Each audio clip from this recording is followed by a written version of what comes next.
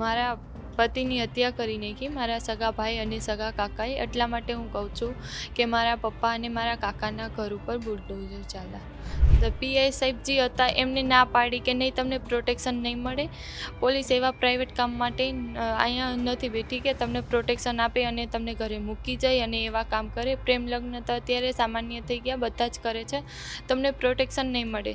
જ્યારે ડિલિવરી થઈ, છોકરીનો જન્મ થયો, પછી ડાયરેક્ટ યાજ્ઞિકે પોલીસને ફોન કર્યો કે સર મારે ત્યાં બેબીનો જન્મ થયો છે અને મારે ઘરે જવું છે પાછું, કંઈ વાંધો નથી. તો પોલીસે કીધું ના કંઈ વાંધો નથી, તમે ઘરે જાઓ, એને સામેથી જ તને દીધી છે અને હવે આ બધા નાટક કરે છે, એટલા માટે તું બહાર નીકળ, અમને કંઈ વાંધો નથી, હું બધાની જ ગેરંટી લઉં છું.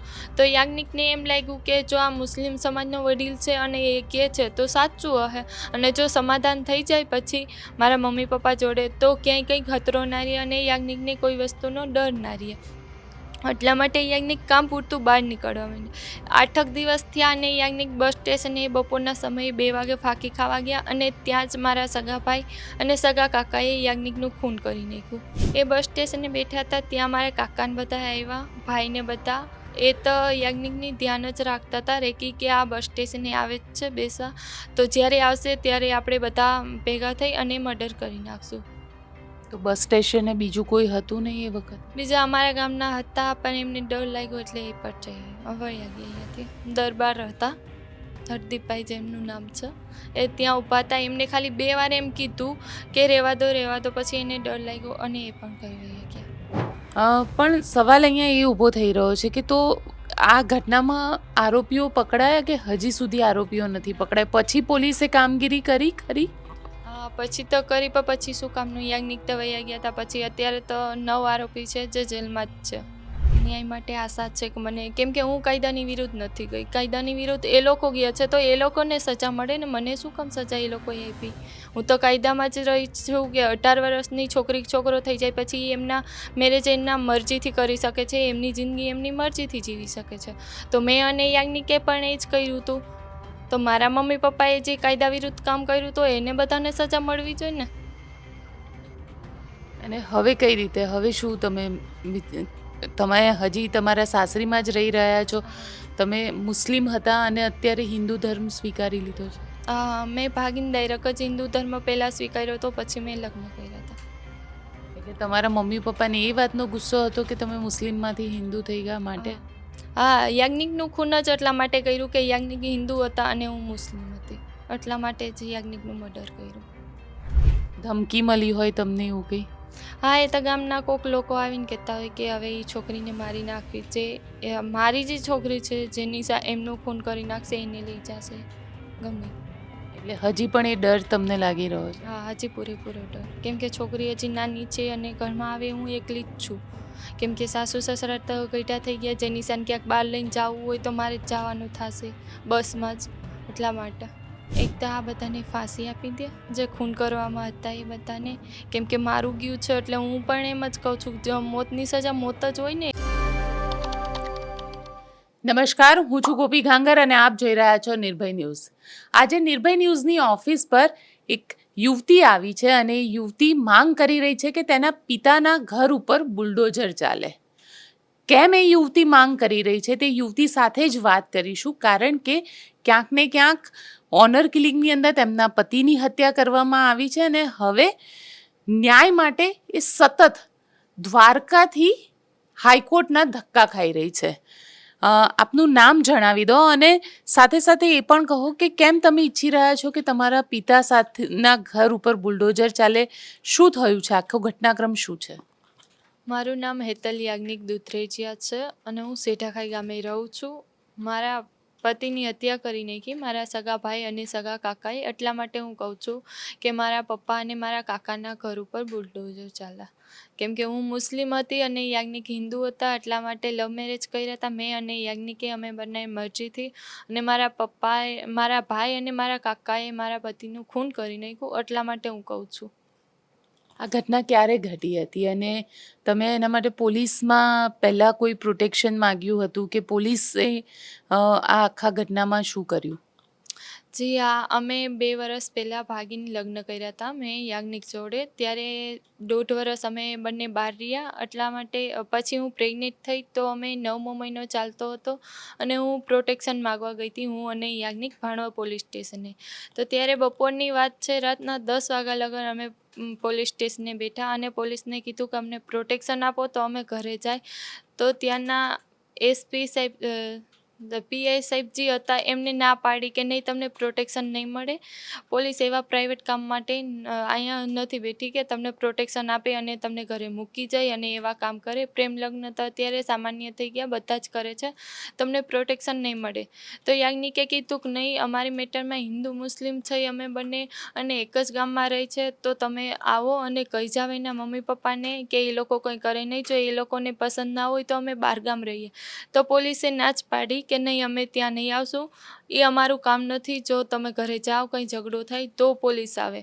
પોલીસ પાસે પ્રોટેક્શન માંગ્યું, એમને આપ્યો નહીં. પછી જે હતા બીજ જમાદાર એમને મળ્યા કે સુભાઈ મેડમ, એમને એમ કીધું કે યાજ્ઞિક તું બહાર રહે, જ્યારે ડિલિવરી આવી જાય ત્યારે ઘરે દીકરી કે દીકરો જે આવે પછી તું ગામમાં જજે. ત્યાં લગ્નમાં હું ગામનું વાતાવરણ જાણી લઉં, કોણ શું કરે એમ છે, પછી તું જાજે, હું તને ફોન કરીશ. તો યાજ્ઞિક કરે કંઈ વાંધો નહીં, ચાલો પોલીસ કહે છે એટલા માટે હું બહાર વયો જાઉં છું, પોલીસ પાછું આપણું રાખશે. એટલા માટે બહાર વયા ગયા. પછી જ્યારે ડિલિવરી થઈ, છોકરીનો જન્મ થયો, પછી ડાયરેક્ટ યાજ્ઞિકે પોલીસને ફોન કર્યો કે સર મારે ત્યાં બેબીનો જન્મ થયો છે અને મારે ઘરે જવું છે પાછું, કંઈ વાંધો નથી. તો પોલીસે કીધું ના, કંઈ વાંધો નથી, તમે ઘરે જાઓ, એવું કંઈ થાય તો ફોન કરજો. યાજ્ઞિકે 3 દિવસ એમને ફોન કર્યા. ત્રીજે દિવસે જ્યારે નીકળતા હતા અમે ખંભાળિયાથી સેઠાખાઈ માટે, ત્યારે પણ યાજ્ઞિકે ફોન કર્યો કે સર હવે હું ઘરે જાઉં છું, તમે ધ્યાન રાખજો. તો પોલીસે એમ જ કીધું કે હા જા, કંઈ થાય તો ફોન કરજે. પછી યાજ્ઞિક કરે કંઈ વાંધો નહીં, ચાલો પોલીસ આટલું કહે છે તો આપણે ઘરે વયા જાય. પછી જ્યારે અમે ગામમાં ગયા પછી એ લોકો કંઈ કરતા નહોતા, મોમેડિયન લોકો. અમને ખબર નહોતી કે ષડયંત્ર કરે છે અને યાજ્ઞિક તો ઘરથી બહાર નીકળતા જ નહોતા.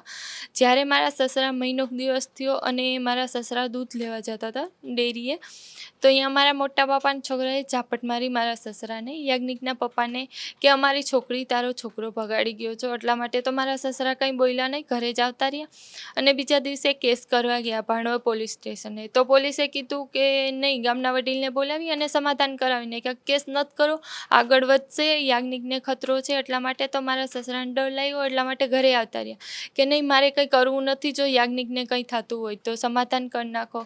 પછી મારા સસરા ઘરે આવતા રહ્યા, યાજ્ઞિકના પપ્પા, અને બીજા દિવસે મારા મોટા પપ્પા આવ્યા.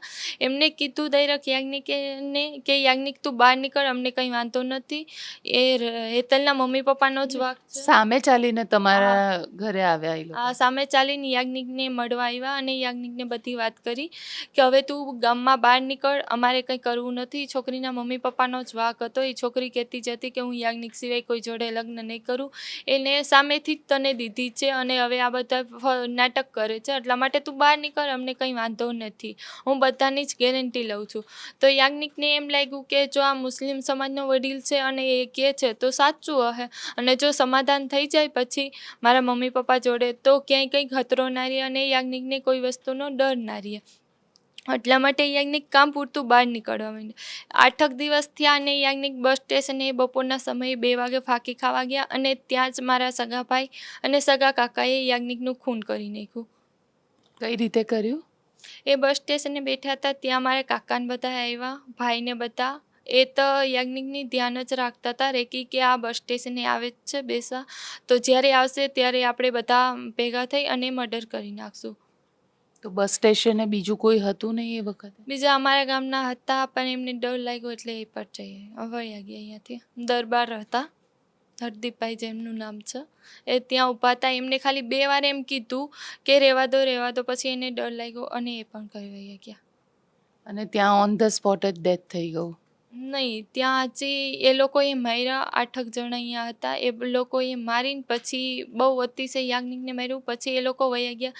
ત્યાં જ ગામની છોકરી આવી અમને બોલાવવા કે ચાલો યાજ્ઞિકને મારે છે. એટલા માટે હું અને મારા સાસુ દોડીને ગયા. તો એટલામાં તો ઓલા લોકો વયા ગયા, મારીને જતા હતા, રસ્તામાં હતા, અમને દેખીને ભાગી ગયા. પછી પોલીસે એક્શન લીધી કે ન લીધી? પછી પોલીસને મેં ફોન કર્યો તો પોલીસે ફોન ના ઉપાડ્યો મારો. એટલે તમે પ્રોટેક્શન માંગ્યું હતું પોલીસ પાસે કે તમે તમારા ઘરે જવા માંગો છો તો પોલીસ પ્રોટેક્શન આપે? પોલીસે તો એમ જ કીધું કે લવ મેરેજ તે સામાન્ય છે, પ્રોટેક્શન ના મળે તમને. યાજ્ઞિકે તો એમ કીધું કે મને પૈસા ભરીને પ્રોટેક્શન આપો, તોય પણ ના પાડી કે નહીં તમને પ્રોટેક્શન ના મળે. યાજ્ઞિક કરે તો ખાલી મૂકી જાઓ ઘરે આવી, અને ખાલી એ લોકોને કહી દો કે એ લોકો કંઈ કરે નહીં. જો એ લોકોને ના ગમતું હોય તો અમે બહારગામ રહી, અમે ગામમાં ના જઈએ. તોય પોલીસે એક કરીને બે ના થઈ. પોલીસે ખાલી એટલું જ કીધું કે નહીં તમને પ્રોટેક્શન નહીં મળે, કંઈ થશે તો પોલીસ આવશે. અને જ્યારે ખૂન થઈ ગયું પછી 9 વાગે પોલીસ આવી. ખૂન થઈ ગયા પછી આવી? પણ સવાલ અહીંયા એ ઊભો થઈ રહ્યો છે કે તો આ ઘટનામાં આરોપીઓ પકડાયા કે હજી સુધી આરોપીઓ નથી પકડાયા? પછી પોલીસે કામગીરી કરી ખરી? હા, પછી તો કરી, પણ પછી શું કામનું? યાજ્ઞિક તો વયા ગયા હતા. પછી અત્યારે તો 9 આરોપી છે જે જેલમાં જ છે. જેમાં તમારા પિતા પણ છે? નહીં, મારા સગા ભાઈ અને મારા કાકા. તો તમને કેમ ઈચ્છો છો કે પિતાના ઘર ઉપર બુલડોઝર ચાલે? કેમ કે યાજ્ઞિકે અત્યાર લગન મારા પપ્પાનું એવું રાખ્યું હતું. જ્યારે અમે ભાઈગા નહોતા એ પહેલાં પણ એમને દીકરાની જેમ રાખતા હતા. જેમનો યાજ્ઞિક એના મમ્મી પપ્પાનું રાખે એટલા જ મારા મમ્મી પપ્પાનું અને મારા ભાઈ ભાભીનું રાખતા હતા. ગમે એ વસ્તુ હોય, દવાખાને જાવી હોય, કંઈ વસ્તુ જોતી હોય, યાજ્ઞિક આ કરવું છે તો યાજ્ઞિકે કોઈ દિવસ ના નહોતી પાડી. એ બધાનું એટલું રાખતા. તો મારા મમ્મી પપ્પાને એ વિચાર ના આવ્યું કે એ જ યાજ્ઞિકે જ્યારે અમારા ભાઈઓ કામ નહોતા કરતા ત્યારે યાજ્ઞિક મદદ કરતો. તો એ યાજ્ઞિક ને મારવા પહેલાં અમે એકવાર યાજ્ઞિકને સમજાવી લઈ કે તું આ ગામમાંથી વયો જા, નકર કંઈક ઉથમું થઈ જશે. તો એ લોકોને એકવાર તો ટ્રાય કરાવીને કે તું અહીંયાથી વયો જા. એમને ડાયરેક્ટ ખૂન જ કરી નાખ્યો. જ્યારે મારા કાકાજી સગા આ ખૂન કરવામાં આવ્યા, એ કાકા મારા પપ્પાની મદદ નહોતા કરતા ત્યારે યાજ્ઞિક મદદ કરતા હતા. ત્યારે મારા મમ્મી પપ્પાને બધાને મજા આવતી હતી. અને પછી ડાયરેક્ટ અમે ગામમાં રહેવા આવ્યા તો 40 દિવસની મારી દીકરી હતી અને યાજ્ઞિકનું ખૂન કરી નાખ્યું.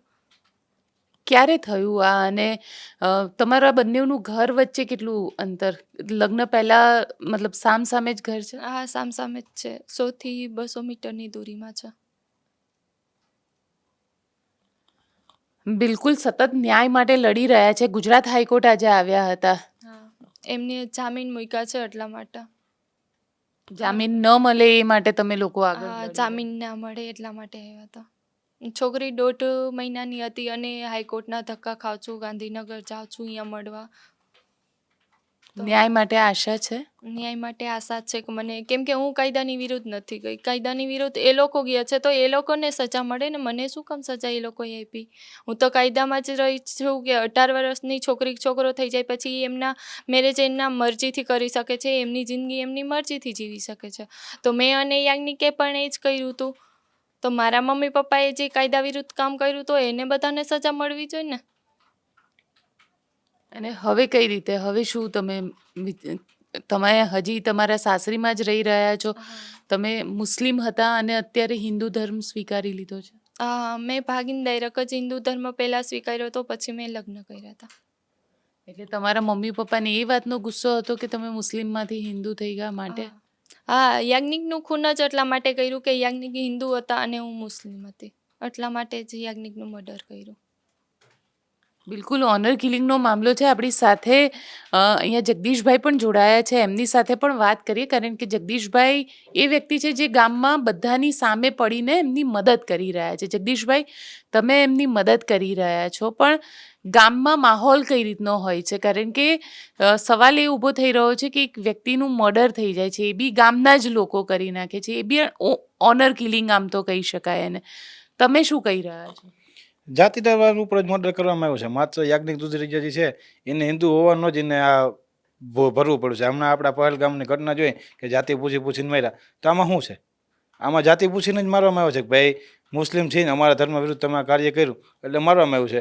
અને એમાં એટલી સંવેદના દેખાડવામાં આવી છે. 28 જણાના મૃત્યુ છે એ બદલ અમને પણ દિલગરી છે. પણ એમાં સરકાર માની લો કે મુખ્યમંત્રી જો એમના અંતિમ યાત્રામાં જતા હોય, ગૃહમંત્રીશ્રી જતા હોય, તો આમાં આ બનાવ બની ગયો તે પછી કોઈ ભાજપનો, કોંગ્રેસનો કોઈ સિંગલ નેતા બેનને પૂછવા નથી કે બેન તમારે કોઈ સરકારી કાગળ આ કે ઘટે છે કે શું છે કે કંઈ અમે તમારી મદદરૂપ થઈ શકીએ, તો કોઈ પણ મદદ માટે આવ્યું જ નથી. અને ગામમાં હું મદદ કરું તો મને બી એમ કહેતા કે ભાઈ તારો આ જ હાલત છે. મેં 4 વખત તો પોલીસ સ્ટેશનમાં અરજી કરી કે ભાઈ મને જોખમ છે, મને આ લોકો આ ધમકી મારે છે, આમ મારે ભલે ડાયરેક્ટ નથી મારતા. ધમકી કોણ આપે છે? પોલીસ આપી રહી છે કે ત્યાંના લોકો આપી રહ્યા છે? ત્યાંના લોકો અને પોલીસ બી હમણાં મને અસામાજિક તત્વમાં નાખી દીધું મારું નામ કે ભાઈ તમે આ બેનને મદદ કરો છો. એની હિસાબે આ અમારા પોલીસ વિરુદ્ધ ડિપાર્ટમેન્ટની ઇન્કવાયરી બેઠી અમુક અધિકારી વિરુદ્ધ જેને આને પ્રોટેક્શન નહોતો એ લોકો વિરુદ્ધને જે બેઠી તો એના હિસાબે ખા રાખીને મને નાખી દીધો અસામાજિક તત્વમાં. 20 પોલીસવાળા મારા ઘરે આવી ગયા.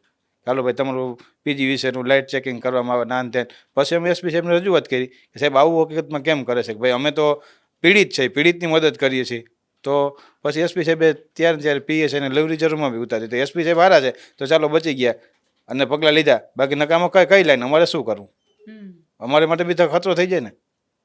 પણ ગામના લોકો શું કહી રહ્યા છે? ગામના લોકો અમને મદદ કરી રહ્યા છે કે નથી કરી રહ્યા? હવે નહીં, જાહેરમાં તો એક હું સિંગલ વ્યક્તિ બેન ભેગો આવું છું, બાકી જાહેરમાં કોઈ નથી આવતું. એમ કહે છે કરશું પણ કોઈ હજી મને ખ્યાલ છે તો કોઈ આર્થિક રીતે કે આ કે તે કોઈ પણ જાતની મદદ ગામમાંથી મળેલી નથી. 2-5 જણાને ખાલી વાત કરતા કે ભાઈ છુપી રીતે કોઈ આર્થિક મદદ કરી હોય તો 2 થી 5 જણા હશે, એમાં કોઈ 6ઠ્ઠો જણો નહીં હોય કે જેની મદદ કરી હોય. કોઈને ઘરે બી બેસવા નથી જતું.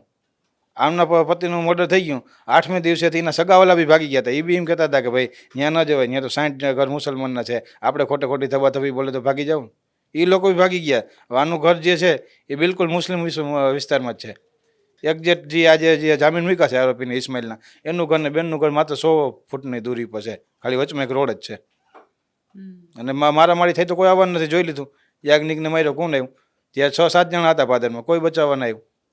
અને રહી પોલીસની વાત અપેક્ષા રાખવાની તો યાજ્ઞિકે માગ્યું હતું પોલીસ પ્રોટેક્શન, તો એને બી ના મળ્યું. તો એને હિસાબે આ છૂટી જાય તો બેનને તકલીફ તો છે. અને અમે જ્યારે મુદત ભરવા જતા હોય કોર્ટમાં, સેશન કોર્ટમાં, ત્યારે 50-50 મુસ્લિમ લોકો હોય કોર્ટમાં, જેને કંઈ આ કેસ આને લેવા દેવા નથી. 50-50 જણા અહીંયા આવી જાય સામે. તમે 3 જણા જાય તો અમારે બી જોખમ થાય. કારણ કે આજે અમે આવ્યા તો અહીંયા તમારી ભેગું પોલીસ પ્રોટેક્શન નથી. ખંભાળિયા માની લો તારીખ ભરવા જાય અને નાની છોકરી છે એને દવાખાને બધા ત્યાં તો પોલીસ પ્રોટેક્શન ભેગું આવવાનું નથી. ત્યાં હુમલો થાય તો કઈ લાઈન લેશું? એટલે અમે બંને બેન ભાઈએ વેપન માટે બી કલેક્ટરને અરજી કરી છે કે ભાઈ અમને વેપન વહેલામાં વહેલી તકે ફાળવવામાં આવે. તમે પોલીસ પ્રોટેક્શન તો ભેગું નથી આવતું, હથિયાર અમારી પાસે હોય તો અમે અમારું સ્વરક્ષણ કરી શકીએ. બેનને તો અત્યારે આપ્યું છે પોલીસ પ્રોટેક્શન, ભાઈ હવે બધું વયું ગયું પછી શું કામનું? બેન તમારી પાસેથી, હેતલબેન તમારી પાસેથી જાણવા માંગીશ કે જે આખી ઘટના થઈ એ પછી ગામના લોકો તમારી સાથે વાતચીત કરે છે, નથી કરતા? ગામના લોકો આશ્વાસન આપે છે કે તું ચિંતા ના કરીશ, અમે બેઠા છીએ? નહીં, એવા તો બહુ ઓછા. કોક આવીને કે છે, બાકી તો નહીં. તમારા ઘરમાંથી હજી તમને એટલી ધમકી મળે છે કે પોલીસ? એ લોકો તો એમ કે છે છોકરી પાછી આપી દો. હવે તો હું એ લોકોની છું નહીં તો ત્યાં જાઉં. મારે તે ત્યાં જવું નથી, મારે તે યાજ્ઞિક પાસે જ રહેવું છે. ભલે યાજ્ઞિક આમ વયા ગયા પણ મનમાં તો મારા જીવિત જ છે. અને હું એ જ માનું છું કે યાજ્ઞિક મારી સાથે જ છે. એટલા માટે હું તો ક્યાંય જવાની નથી, હું તો અહીંયા જ રહેવાની છું. મને પૂરો ન્યાય મળે, યાજ્ઞિકને પૂરો ન્યાય મળે, કેમ કે છોકરી 40 દિવસની હતી. કાલ સવારે એ જ બસ સ્ટેશન પાસે સ્કૂલ છે, ત્યાં છોકરી જશે ને કહેશે કે મમ્મી આ જ બસ સ્ટેશનમાં મારા પપ્પાનું મૃત્યુ થયું, આ જ બસ સ્ટેશનમાં મારા પપ્પાનું ખૂન કરી નાખ્યું અને એમને ન્યાય ના મળ્યું. એટલા માટે હું ન્યાય માટે અહીંયા ભાગાદોડી કરું છું, બધે ન્યાય મળે. તમારા પિતા તરફથી વાતચીત થઈ? તમારા પિતા આખી ઘટના ઘટી એ પછી તમારા પિતા સાથે તમારી કોઈ વાતચીત થઈ? નહીં, કોઈ જ નહીં. ધમકી મળી હોય તમને એવું કંઈ? હા, એ તો ગામના કોક લોકો આવીને કહેતા હોય કે હવે એ છોકરીને મારી નાખવી, જે મારી જે છોકરી છે જેની એમનું ખૂન કરી નાખશે એને લઈ જશે ગમે. એટલે હજી પણ એ ડર તમને લાગી રહ્યો છે? હા, હજી પૂરેપૂરો ડર. કેમ કે છોકરી હજી નાની છે અને ઘરમાં આવે હું એકલી જ છું.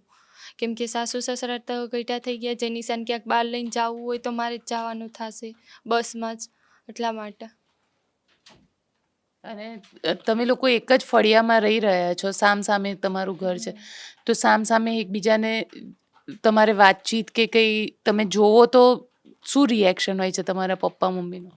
નહીં, હવે તો એ જોઈને નીચું જોઈ જાય છે, પણ હવે શું કામનું? પહેલાં તો યાજ્ઞિકે મને એમ જ કીધું હતું, મારો ભાઈ એક જ છે જે અત્યારે જેલમાં છે, કે તારો ભાઈ એક છે ને તો તું ચિંતા ના કર, હું બેઠો છું. તાર ભાઈને કોઈ દિવસ કંઈ જરૂર પડશે ને તો હું ઊભો છું ને, તાર ભાઈને કોઈ દિવસ કંઈ વસ્તુની કમી નહીં થવા દઉં. અને મારા એ જ ભાઈએ યાજ્ઞિકનું મર્ડર કરી નાખ્યું. કેટલા વર્ષનો છે? એ હશે 26-27. તમારાથી મોટો છે? મારાથી મોટા છે. મારી ઉંમર હજી 21 વર્ષની જ છે. સરકાર પાસે શું વિનંતી કરો છો? એક તો આ બધાને ફાંસી આપી દે જે ખૂન કરવામાં હતા એ બધાને, કેમ કે મારું ગયું છે એટલે હું પણ એમ જ કહું છું જો મોતની સજા મોત જ હોય ને. એ લોકોને હજી તો સરકાર આ કેસ આખશે ને પછી એને પાસે તો પૈસા છે જમાતમાંથી બધા ભેગા કરીને પછી એમ કહે છે કે હવે વકીલ રાખ્યો. વકીલ પછી એમ કહેશે કે આ લોકોનો વાંક નથી, સામે રહેવા આવ્યા હતા અને યાજ્ઞિકનો જ વાંક છે કે અહીંયા રહેવા ના આવે. પણ યાજ્ઞિકે તો પહેલાં જ અમે કીધું હતું મારા મમ્મી પપ્પાને વાત કરવાની મેં ટ્રાય કરી હતી તો એ લોકો એમ જ કહેતા કે નહીં અમારે કંઈ કરવું નથી, વાત પણ નથી કરવી. એટલે અમારો વાંક નથી અને યાજ્ઞિકનો જીવ ગયો તો એ બધાના પણ જીવ જ જવા જોઈએ ને. એ બધાને પણ ફાંસી આપી દે અને એક તો એ બધાના મકાન ઉપર બુલડોઝર રાખી દે. બસ ન્યાય પૂરેપૂરો મને જોઈએ છે. બિલકુલ આશા રાખીએ તમે ન્યાયની માંગ કરી રહ્યા છો, ન્યાય કોર્ટ આપશે અને કોર્ટ હવે શું કહેશે એ જોવાનું રહેશે. કારણ કે જામીન અરજી કરેલી છે, કારણ કે આપણે ત્યાં પરિસ્થિતિ પણ એવી છે કે ન્યાય માટે જ્યારે ઘટના ઘટી હોય એના 10 વર્ષ 20 વર્ષ પછી ન્યાય મળે છે અને ત્યાં સુધી ન્યાય માટેની આશા પણ જે હોય છે એ ખૂબ આછી પાતળી થઈ ગઈ હોય છે. પણ આ કેસની અંદર એ આશા કરી રહ્યા છે હેતલબેન કે તેમને ન્યાય ઝડપી મળે અને એ પ્રમાણેનો મળે કે એમના પતિની આત્માને શાંતિ મળે. આપ શું વિચારો છો મને કોમેન્ટ બોક્સમાં ચોક્કસથી લખીને જણાવજો અને અમારી ચેનલ નિર્ભય ન્યૂઝને લાઇક, શેર અને સબસ્ક્રાઈબ કરવાનું ભૂલશો નહીં. આભાર.